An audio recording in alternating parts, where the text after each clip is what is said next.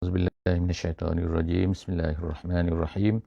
Alhamdulillahirabbil alamin wassalatu wassalamu ala Rasulillah wa ala alihi wa sahbihi ajma'in. Bersyukur pada Allah Subhanahu wa taala pada pagi ini alhamdulillah kita dapat bersama-sama lagi dalam sesi tadabbur harian. Hari ini kita akan bersama-sama di muka surat yang ke-10 insya-Allah. Muka surat yang ke-10 iaitu kita akan bacakan, kita akan tadabbur surah Al-Baqarah ayat 62 sehingga ayat 69 insya-Allah. Jadi sebelum daripada kita terus, insya-Allah saya akan bacakan sedikit satu ayat, iaitu ayat 62 daripada surah Al-Baqarah ini yang menjadi permulaan kepada muka surat yang ke-10 pada hari ini. A'udzubillahi minasyaitonirrajim. Innal ladzina amanu wal ladzina hadu wan nasara was-sabiina man amana billahi wal yaumil akhir wa amila salihan falahum ajruhum 'inda rabbihim la khaufun 'alaihim wa la hum yahzanun. Sadaqallahul azim. Alhamdulillah, hari ini kita masih lagi akan bercerita insya-Allah tentang kisah Bani Israel. Jadi Allah Subhanahu Wa Taala belum lagi habis menceritakan kepada kita dalam muka surat yang ke-10 ini tentang Bani Israel. Masih banyak lagi sebenarnya tentang Bani Israel ini yang akan diceritakan oleh Allah Subhanahu Wa Taala. Apakah dia perangai-perangai mereka, apakah dia sikap-sikap mereka yang dimurkai oleh Allah Subhanahu Wa Taala, sehingga mereka ini layak sebagaimana yang kita baca pada setiap hari dalam surah Al-Fatihah, iaitu Al-Maghdubi alaihim, iaitu mereka-mereka yang dimurkai. Jadi Bani Israel ini, sebagaimana kita sebut sebelum daripada ni, pada ayat yang terakhir semalam dalam sesi sebelum daripada ni, iaitu mereka ini dimurkai oleh Allah Subhanahu Wa Taala. Antara sebabnya ialah mereka ini telah membunuh ramai daripada nabi-nabi yang telah diutuskan oleh Allah Subhanahu Wa Taala kepada mereka. Jadi perkara ini adalah satu benda yang pelik, satu perkara yang pelik. Allah Taala kirimkan rasul yang banyak kepada mereka, tapi sebahagian daripada mereka telah bunuh. Dan of course lah, banyak lagi daripada ajaran-ajaran nabi-nabi terdahulu ini yang telah mereka ini engkari, mereka tak nak terima. Jadi dalam ayat yang akan kita baca pada muka surat yang ke-10 ni, Allah Taala mulakan menyebutkan tentang satu stand, satu perkara yang sepatutnya dipegang ataupun yang diterima oleh Allah Subhanahu Wa Taala, iaitu Allah Taala sebut innal ladzina amanu.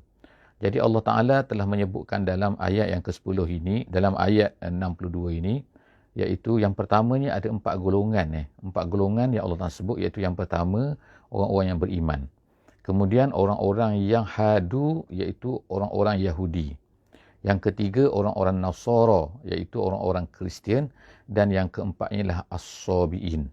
Jadi kita cuba lihat 4 golongan yang disebutkan oleh Allah Subhanahu Wa Taala ini. Orang yang beriman, maksud sini orang beriman dengan Nabi Muhammad sallallahu alaihi wasallam. Ada pendapat mengatakan yang maksudkan dengan beriman sini beriman sahaja, tetapi tidak beramal. Tidak beramal dengan apa yang ditetapkan, telah disuruh oleh kepada mereka. Yang keduanya ialah orang-orang Yahudi. Orang Yahudi di sini maksudnya ialah orang-orang yang merupakan keturunan Bani Israel yang menjadi Yahudi. Yang mana nama Yahudi ini dikatakan ada beberapa pendapat lah. Yang pertama sekali dikatakan diambil daripada Yahuza. Yahuza ni ialah anak yang paling tua daripada anak Nabi Yaqub alaihi salam. Jadi daripada namanya lalu ditukarkan dalam bahasa Arab dia menjadi Yahudi. Tapi ada yang mengatakan bahawa dianya diambil daripada perkataan hada. Hada ni artinya bertaubat, iaitu mereka ini dinamakan demikian kerana mereka ini telah bertaubat. Setelah daripada mereka bertaubat, setelah menyembah anak lembu. Jadi itu beberapa pendapat lah yang mengatakan daripada mana nama hadu ni. Kemudian yang ketiganya ialah golongan An-Nasara. Nasara ni ialah pengikut Nabi Isa alaihi salam. Dan dikatakan beberapa nama, iaitu setengah mengatakan daripada nama Nasirah. Nasirah ni ialah dalam bahasa Inggeris sekarang dipanggil Nazareth, iaitu tempat di mana Nabi Isa tu berada dulunya. Dan kemudian ada yang mengatakan dia daripada Ansarullah. ketika Allah SWT menamakan mereka sebagai penolong-penolong, iaitu man ansari ilallah. Ketika Nabi Isa berkata kepada mereka, siapakah yang menjadi penolong kepada aku? Lalu mereka berkata, nahnu ansarullah, kamilah yang akan menjadi penolong. Jadi daripada nama ini diambil nampak perkataan Nasara. Yang keempatnya ialah golongan Sabi'in. Sabi'in ni asalnya ialah kalau ikut maknanya daripada Sabi'. Sabi' ni erti orang yang keluar daripada satu agama dan kemudian nak masuk kepada agama yang lain. Jadi itu nama dia Sabi'. Kalau orang Arab, dia menggelarkan Nabi kita, Nabi Muhammad SAW sebagai Sabi'. Iaitu kalau ikut maknanya murtad lah. Mereka gelarkan Muhammad ni sebagai Sabi'. Jadi Sabi' ini, itu satu pendapat mengatakan iaitu orang yang keluar daripada satu agama, masuk kepada agama yang lain. Dan juga ada yang memberi makna Sabi' ni iaitu orang-orang yang menyembah bintang-bintang, menyembah planet-planet, yang apa yang ada di langit lah. Itu nama dia Sabi'. Dan dikatakan dianya adalah asalnya pengikut Nabi Ibrahim alaihissalam. Jadi banyaklah pendapat-pendapat di sini. Tapi yang penting di sini Allah Subhanahu Wa Taala, kita nak tengok, telah menyebutkan golongan-golongan ini tidak ada gunanya. Maknanya mereka ini ada yang dah menyeleweng dan sebagainya. Tapi Allah Ta'ala menyebutkan apa yang sepatutnya mereka buat. Yang sepatutnya mereka ini yang diterima oleh Allah ialah man amana billahi wal yaumil akhir wa amila salihan. Jadi ada dua syarat kepada mereka. Mereka semua ni, sama ada orang itu beriman sahaja ataupun Yahudi ataupun Nasara ataupun As-Sabi', mereka semua ni tidak akan diterima kalau sekiranya tidak ada beriman dan juga beramal soleh. Jadi mereka beriman, iaitu beriman kepada apa yang dibawa oleh Nabi Muhammad SAW dan kemudian beramal soleh. Maka Allah Subhanahu Wa Taala kata, falahum ajruhum inda rabbihim.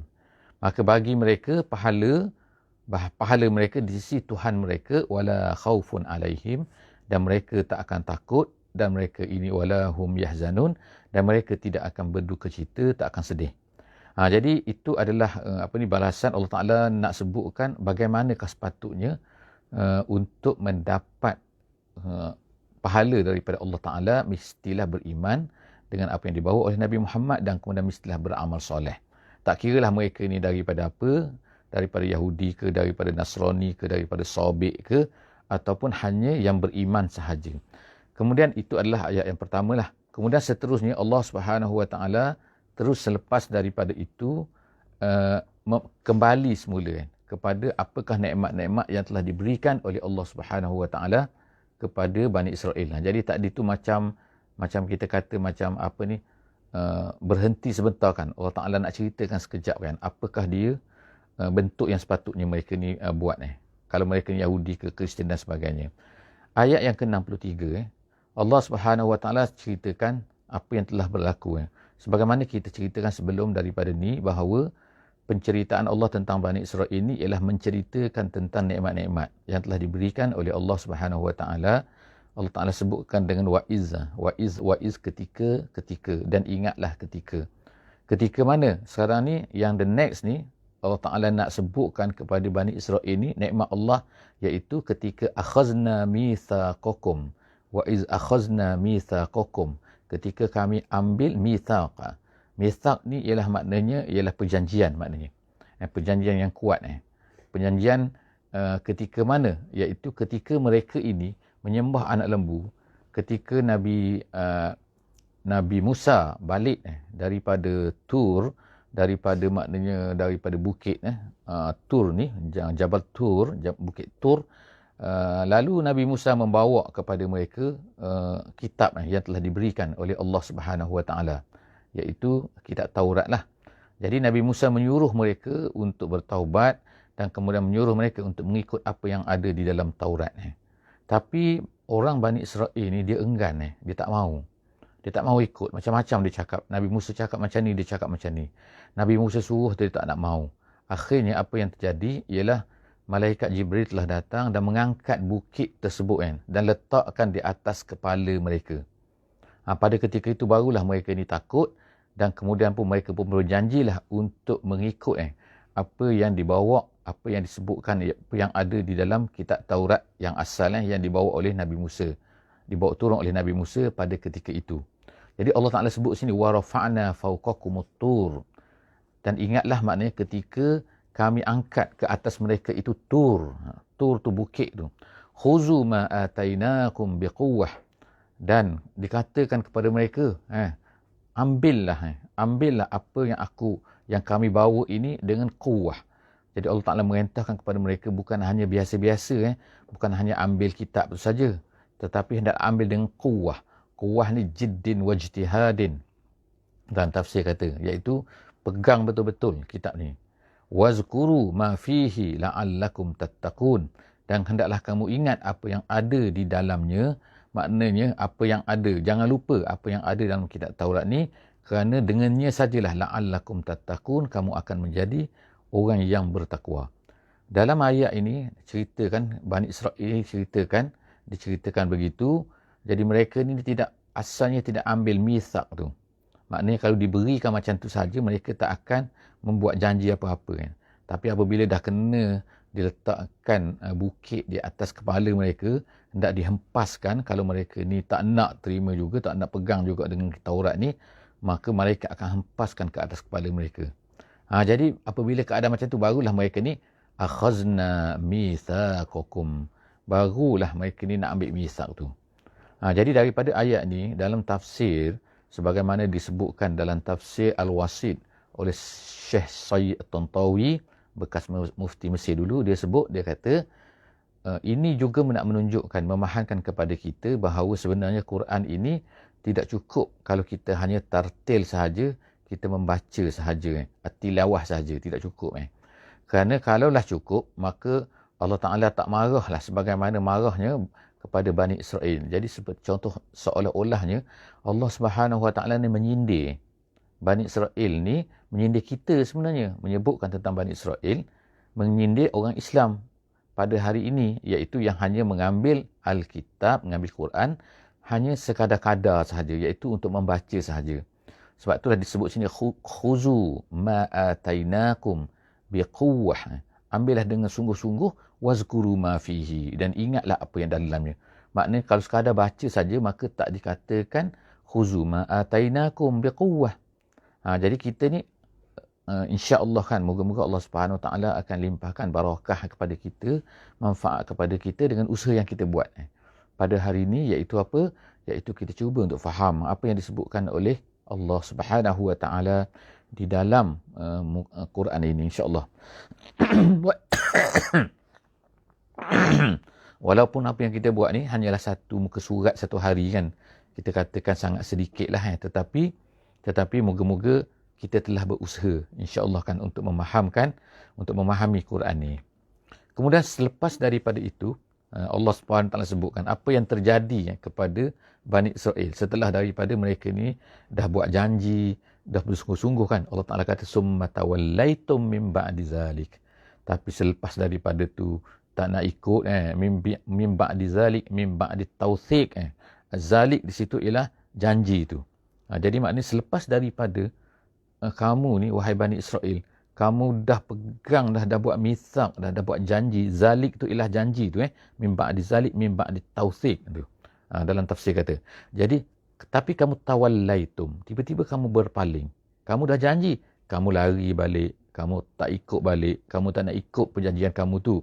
Falaula fadlullahi alaikum wa rahmatuhu lakuntum minal khasirin. Jadi Allah Ta'ala kata, kalaulah tidak kerana kurniaan Allah, limpah kurnia Allah Subhanahu Wa Taala dan belas kasihannya, wa rahmatuhu, belas kasihannya, nescaya kamu ni akan menjadi orang-orang yang khasirin. Khasirin sebetulnya ialah al-halikin, kata tafsir jalan lain. Jadi maksud sini halikin maksudnya binasa. Maknanya kalaulah tidak kerana Allah Ta'ala sayang kamu, Allah Ta'ala masih lagi nak beri peluang kepada kamu dan dibukakan pintu taubat kepada kamu, nescaya lah kuntum minal khasirin.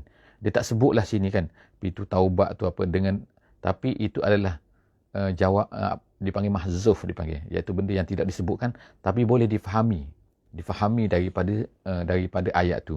Dia hanya berkata kalaulah, gitu kan. Kalau Allah Ta'ala tak sayang, kalaulah Allah Ta'ala ni tak nak kurniakan kepada kamu, macam tu saja. Dia tak sebut apa yang dia kata. Terus dia kata nescaya kamu akan menjadi orang-orang yang rugi. orang-orang yang binasa, dibinasakan. Tapi Allah Ta'ala tak sebut. Nak menunjukkan apa? Itu adalah satu perkara yang besarlah, kemurkaan Allah Ta'ala di atas apa yang mereka lakukan. Dan kalaulah Allah Ta'ala ni tidak sayang, tidak kasihan kepada mereka, nescaya gini kan. Dan begitu jugalah Allah Subhanahu Wa Ta'ala, kalaulah takkan fadlullahi wa rahmatuhu ni, walaula, kalau kita sekarang lah pada hari ini kan, dengan kejahatan kita, dengan maksiat kita, kalaulah Allah Ta'ala tak kurniakan kepada kita, Allah tak sayang kepada kita, tak beri rahmatnya kepada kita, nescaya kita ni patutnya dihancurkan dah. Tak layak hidup lah kita semua ni kan. Baru sedikit Allah Ta'ala beri amaran kepada kita dengan coronavirusnya dan sebagainya kan. Nak mengingatkan kita lah bahawa banyaknya perkara yang sepatutnya kita ingat pada Allah Subhanahu Wa Ta'ala. Kemudian dalam ayat 65 insya-Allah, iaitu Allah Subhanahu Wa Ta'ala berkata, walaqad alimtumul ladzina tadaw minkum fis sabti faqulna lahum kunu qiradatan khasiin. Dan sesungguhnya kamu tahu, Allah Ta'ala kata, kamu telah tahu, maknanya Bani Israel ini tahu. Dan Allah Ta'ala ceritakan juga kepada kita sekarang ni, maka kita pun tahulah. Allazina tadaw minkum, iaitu apa dia? Tahu apa? Tahu peristiwa orang-orang yang telah melampaui batas, yang melanggar larangan. Iqtadaw ni melanggar lah kan. Minkum, daripada kalangan kamu, daripada kalangan Bani Israel. Maknanya cerita ni di kalangan Bani Israel memang masyhur. Memang tahu semua. Mereka tahu. Iaitu apa? Fis sabti. As-sabti ni ialah hari yang dinamakan sebagai hari Sabt. Hari Sabtu, kita panggil pun hari Sabtu pada hari ini. Tapi nama Sabtu ni dalam bahasa Arab artinya ialah, dalam Al-Quran Allah Ta'ala kata, waja'alna naumakum subata. Dan kami jadikan tidur kamu tu sebagai subat. Subat ni ialah dalam bahasa Arab artinya setelah daripada kita ni penat, kita ni buat kerja banyak kan, kemudian kita rehat sekejap. Jadi rehat itu nama dia Sabtu.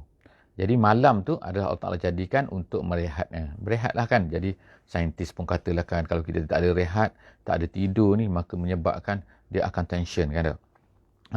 Anggota pun penat, badan pun penat, emosi pun penat. Jadi semua tu bila kita tidur, dia akan rehat balik. Maka dia akan refresh balik lah kan. Kita bangun pagi. Maka itu sebab itulah nama dia Sabtu. Jadi kemudian dinamakan hari ini hari Sabtu, kerana esoklah hari Sabtu kan. Kerana apa? Kerana Bani Israel tidak dibenarkan untuk buat apa-apa. Mesti beribadah saja pada hari Sabtu tu. Mereka tak boleh bekerja, mereka tak boleh ni dan sebagainya. Sampai sekarang orang-orang Yahudi masih lagi mengamalkan, iaitu hari Sabtu adalah hari rehat untuk mereka. Jadi Allah Ta'ala katakan sini kan. Jadi pada hari Sabtu diceritakanlah ni dalam Quran di tempat lain, Allah Ta'ala cerita tentang pasal kisah hari Sabtu ni. Di mana hari Sabtu ni, satu kumpulan daripada Bani Israel ni, mereka ni tinggal di tepi laut. Jadi hari Sabtu saja, bila hari mereka dilarang daripada bekerja dan sebagainya, tiba-tiba pada hari Sabtu ikan banyak di tepi laut. Ikan tu datanglah, mudah diambil dan sebagainya. Tapi mereka tak boleh ambil ikan tu, tak boleh tangkap ikan tu. Kerana apa? Tidak dibenarkan. Hari Sabtu mereka tak boleh bekerja. Tapi bila hari tidak Sabtu, maka banyak tak ada pula ikan tu. Susah pula nak tangkap. Jadi mereka pun buatlah helah. Itulah nama dia helahan. Helah iaitu dengan apa? Mereka buatkan satu macam parit itu supaya ikan tu masuk kawasan tu. Lepas tu mereka tutup tempat tu pada hari Sabtu. Kemudian hari Ahad mereka datanglah ambil ikan-ikan yang terperangkap tu. Jadi maknanya itu nama dia helah kan. Mereka tak nak melaksanakan apa yang disuruh oleh Allah SWT. Tapi mereka tak nak nampakkan bahawa mereka tak nak buat. Tapi jadi mereka menggunakanlah helah. Jadi orang Yahudi ni memang terkenal lah sebagai orang yang banyak berhelah. Nak lari, tak nak laksanakan apa yang Allah Ta'ala tetapkan pada mereka. Dan kemudian mereka pun buat. Tapi sebenarnya mereka nak buat kejahatan tu. Jadi Allah Ta'ala hukum orang-orang yang buat macam tu. Faqulna lahum kunu qiradatan khasiin. Makalah jadilah kamu kera yang hina. Khasiin tu maknanya ialah yang hina lah kita katakan. Jadi ada dua pendapat ulama di sini. Satu pendapat mengatakan bahawa mereka memang betul-betul menjadi kera. Bertukar menjadi kera, lalu mereka pun selepas daripada beberapa hari, ada yang kata 3 hari, lepas tu mereka mati. Kera-kera itu pun matilah. Jadi ada yang mengatakan bahawa bukan mereka ni menjadi kera, tapi berperangai seperti kera. Hati mereka menjadi kera. Sebab apa? Kera ni dikatakanlah dalam tafsir kata, ialah di antara binatang yang pandai berhelah. Pandai banyak buat songai, buat apa ni kan. Itu pandai tu. Jadi perangai jadi mereka ni jadilah macam kera tu. Kunu menjadi kera, bukan hakiki kera. Pendapat yang kedua kata. Tapi menjadi hati tu seperti kera. Jadi perangai seperti kera. Khasi'in. Kemudian faja'alnaha nakalan lima baina yadayha. Allah Ta'ala kata kemudian kami jadikan pembalasan itu kan. Apa yang terjadi kepada sebahagian daripada mereka tu sebagai nakalan. Nakalan ni ialah dia kata ibrah mani'ah. Dalam bahasa Arab iaitu pengajaran yang boleh menjadi pencegahan kepada orang-orang mana? Lima baina yadaiha wa ma khalfaha, iaitu dua kan. Yang pertama ialah orang-orang yang ada pada masa tu. Pada masa tu ma baina yadaiha tu iaitu orang yang berada di depan tu, iaitu yang melihat, yang dapat melihat apa yang terjadi tu, wa ma khalfaha, dan juga kepada orang-orang yang datang kemudian. Maknanya kita yang datang kemudian, Bani Israel yang datang kemudian, mereka dengar cerita ni dan cerita ni adalah sahih, dan bagi kita adalah sahih lah sebab Allah Ta'ala dah cerita dalam Quran. Maka itu sepatutnya menjadi pengajaran, iaitu apa? Allah Subhanahu Wa Ta'ala boleh tukarkan kita ni kepada satu bentuk yang lain daripada bentuk yang kita sekarang ni. Jika sekiranya kita ini melakukan kesalahan. Tetapi kalau Allah Ta'ala tak ubah kita, tak lakukan perkara tu, maka janganlah kita rasa macam relax pula kan. Kita kena faham kan bahawa Allah Ta'ala tu boleh buat macam tu. Bahkan Allah Ta'ala boleh buat menukarkan kita menjadi seperti binatang yang teruk kan. Kemudian seterusnya ayat 67. Sekarang ayat 67 ni sampai kepada cerita tentang lembu. Iaitu Baqarah. Daripada nama sinilah, daripada ayat inilah, maka kita nak dinamakan surah ini dengan surah Al-Baqarah. Jadi seolah-olahnya kita kata macam kemuncak lah kan. Kemuncak helah, kemuncak perangai kepada orang-orang Bani Israel ini. Iaitu apa? Ketika perkara ni berlaku, ketika ada seorang di kalangan Bani Israel ini yang kaya kan. Dan dia ni tidak ada waris. Yang ada warisnya hanyalah anak saudara dia. Jadi anak saudara dia ni miskin tapinya. Jadi akhirnya dia tunggulah sebab dia satu-satunya waris pada masa tu kepada orang kaya ni. Jadi akhirnya bapak saudara ni lama-lama bapak saudara tak mati-mati juga kan. Jadi dia ni tak sabar, dia bunuh bapak saudara dia ni yang kaya ni. Dengan harapan maknanya dia akan dapat itulah. Kemudian dicampakkan satu tempat yang lain. Kemudian dibuat awak bising kata, oh siapa bunuh ayah dia, ayah mak saudara dia ni dan sebagainya. Jadi bising. Akhirnya sampailah kepada, orang pun pergilah kepada Nabi Musa alaihissalam. Jadi Nabi Musa masih ada lah pada masa tu. Zaman tidak diceritakan. Masa bila ni tak diceritakan. Sebab Al-Quran biasanya tak akan ceritakan bila kan. Kecuali benda tu penting. Jadi pada masa inilah maka mereka pergi kepada Nabi Musa. Wa izqala Musa liqaumihi. Jadi mereka pun tanyalah Nabi Musa. Siapa pembunuh ni Musa? Jadi mereka pun apa ni? Dijawabkan. Jadi Nabi Musa bertanya kepada Allah Subhanahu Wa Ta'ala. Allah Ta'ala telah menyuruh mereka ni untuk menyembelih lembu. Menyembelih seekor lembu. Jadi Nabi Musa berkatalah ke liqaumihi, berkata kepada kaumnya, innallaha ya'murukum an tazbahu baqarah. Allah Ta'ala suruh kamu untuk menyembelih lembu. Kan? Seekor lembu, baqarah. Tapi apa yang mereka kata? Mereka kata, qalu atattakhizuna huzwa. Dia kata apa? Mereka kata, Musa, kau ni main-main ke? Tu dia kata kepada Musa. Jadi sebenarnya kata-kata ini adalah satu kata-kata yang biadab sebenarnya kan. Yang kurang adab dengan seorang Nabi. Jadi kita akan cerita tengok lagi selepas daripada ni. Macam mana kan dalam ayat 66, 68, 69 ni. Macam mana sikap mereka ni yang sangat biadab dengan Nabi mereka. Iaitu Nabi Musa. Padahal banyak dah Nabi Musa ni kan. Mereka tahu dah bahawa Nabi Musa ni dengan mukjizat-mukjizat yang berlaku di negeri Mesir. Dengan merentasi laut dan sebagainya kan. Dengan macam-macam lagi kan. Allah Ta'ala dah tunjuk dah kan. Tapi mereka tetap juga dengan perangai mereka ni, Bani Israel ini. Iaitu yang pertama sekali. Mereka ni macam tak percaya kepada Nabi. Jadi mereka kata, kau ni jangan main-main Musa. Dia kata, apa kaitannya? Dalam tafsir diceritakan lagi. Apa kaitannya di antara lembu dan juga orang mati ni? Ada pula. Macam itulah soalan kata-kata dia. Kata-kata atattakhizuna huzwa, kamu jangan main-main Musa. Qala, jadi sehingga Nabi Musa menegaskan bahawa Nabi Musa kata, a'udzubillah an akuna minal jahilin. Dia katakan, Nabi Musa kata, aku berlindung kepada Allah Subhanahu Wa Taala daripada menjadi salah seorang daripada yang jahil. Iaitu jahil situ maksudnya lah, buat satu benda yang tak patut. Ada pula dia kata, takkanlah aku nak suruh kamu apa yang tak patut, apa yang tak ada kaitan. Mestilah ada sebab dah kamu tanya aku. Kan? Jadi kamu ni seolah-olah tahu bahawa aku ni dapat berhubung dengan Allah Subhanahu Wa Taala. Kamu tahu, tapi bila aku beritahu, kamu tak nak percaya. Itulah kan. Jadi kemudian apa mereka kata dalam ayat 68 ni, mereka kata lagi, qalu, nak banyak tanya lagi ni. Ud'u lana rabbak. Tengok kan, perkataan yang digunakan dan diceritakan oleh Allah Subhanahu Wa Taala menggambarkan jahatnya ataupun tidak ada adabnya, biadabnya mereka ni dengan Nabi mereka. Mereka kata apa? Ud'u lana rabbak. Tanya sikit Tuhan kamu tu. Tengok dia kata kan, penggunaan perkataan rabbak. Jadi ulama-ulama tafsir kata inilah jahatnya Bani Israel. Dia kata rabbak, dia tak kata tanya Tuhan kita. Tapi dia kata rabbak. Rabbak ni maknanya tanyalah Tuhan kamu. Jadi Tuhan tu Tuhan Nabi Musa, bukan Tuhan kita. Tuhan mereka. Jadi itulah kejahatan mereka, kan sikap mereka, perangai mereka yang digunakan, perkataan yang digunakan. Jadi dia kata ud'u lana rabbak, tanya Tuhan kamu wahai Musa, yubayyin lana mahi. Ia ni apa ni, umur dia berapa? Sekarang ni tanya umur. Mahia ni sini lah maksudnya ialah umur dia ni berapa? Tanya pula umur lembu. Qala innahu yaqulu innaha. Jadi Nabi Musa berkata, dia katakan, Nabi Musa menjawab bahawa Allah Ta'ala berfirman, lembu itu adalah innaha baqaratun la faridun. Faridun ni maknanya ialah seekor lembu yang tidak tua. Faridun ni makna tua. Jadi taklah tua, wala bikrun, dan tidak pula muda.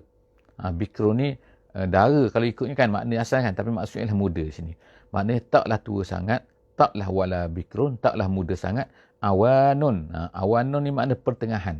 Pertengahan umur. Awanun baina zalik, iaitu di antara. Di antara tak tua sangat. Kalau lembu kata lembu tua ni umur 20 tahun, maka taklah umur 20 tahun. Kalau muda sangat ni umur 2 tahun, 3 tahun, taklah 2 tahun, 3 tahun. Tapi pertengahan, mungkin 10 tahun. Kalau macam tu, kalau 20 tahun, wallahualam lah, saya ni bukan pakai lembu kan. Tapi maknanya sini ialah, lembu tu tak tua sangat, taklah muda sangat. Faf'alu ma tu'marun. Jadi dia tegaskan, Nabi Musa tegaskan. Sekarang ni buatlah apa yang disuruh tu. Jangan banyak-banyak tanya tu maksudnya kan. Jangan banyak-banyak nanti menyusahkan kamu kan. Tetapi kemudian selepas daripada tu, apa mereka buat dalam ayat 69 ni? Qalu da'u lana rabbak. Tanya lagi. Tanya ni. Ini Musa tanya lagi. Tanya apa? Cuba tanya Tuhan kamu tu. Yubayyin lana ma launuha. Tanya pula color pula. Warna pula kan. Launuha. Lembu tu color apa? Yang tadi tu umur macam mana? Kan? Sekarang ni laun dia macam mana? Color pula macam mana? Qala innahu yaqulu innaha baqaratun safra. Jadi Nabi Musa pun menjawablah kan. Setelah daripada diberitahu oleh Allah Subhanahu Wa Taala, dia kata, Nabi Musa kata, lembu tu Allah Taala kata iaitu warna dia kuning. Faqi'un launuha. Kuning tua warna dia, tak kuning-kuning sangat tapi faqi'un launuha, tua. Warna kuning ke apa ni, bukan kuning betul tapi kuning ke arah kuning tua sikit. Kemudian tasurrun nazirin, orang tengok apa tu sedap, rasa sedap mata memandang lah kita katakan. Jadi apa lagi cerita sebenarnya kan, bila dia nak sembelih ni.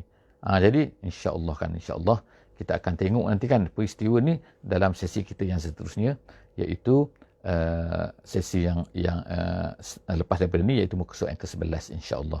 Jadi moga-moga Allah Subhanahu Wa Taala akan beri keberkatan lah kepada kita dengan pengajian kita pada pagi ni, dengan sesi kita pada pagi ni. Jadi jangan lupa untuk like insya-Allah, jangan lupa untuk share semua dengan sahabat-sahabat semua, hantar link kepada sahabat-sahabat semua, dan juga jangan lupalah insya-Allah kan, moga-moga kita berdoa kepada Allah supaya Allah akan memberikan kepada kita hidayah itu irsyad dan juga hidayah itu taufik untuk kita ikut dan faham apa yang ada disebutkan oleh Allah Subhanahu Wa Taala di dalam Al-Quran ini dengan pengajian kita yang pendek ini insya-Allah. Setakat itu saja kita tangguh pengajian kita pada sesi pagi ini dengan membaca tasbih kifarah dan surah wal 'asri. Bismillahirrahmanirrahim. Subhanakallahumma wa bihamdik nashhadu an la ilaha illa anta nastaghfiruka wa natubu ilaik. Bismillahirrahmanirrahim. Wal 'asri innal insana lafi khusr illa allazina amanu wa 'amilus solihat wa tawasaw bil haqqi wa tawasaw bis sabr. Wassalamu alaikum warahmatullahi wabarakatuh.